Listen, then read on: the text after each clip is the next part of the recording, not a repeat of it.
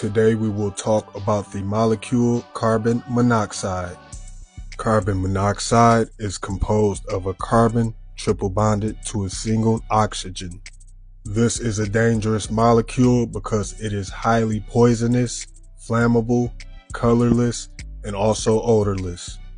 It can arise from the combustion of engines and vehicles, welding equipment, generators, aerial lifts, housing appliances, and more.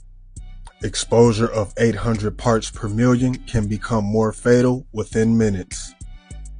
A concentration of 1.28% or 12,800 parts per million results in unconsciousness after 2 to 3 breaths and death in less than 3 minutes. For these reasons, it's beneficial to have a carbon monoxide meter and proper ventilation.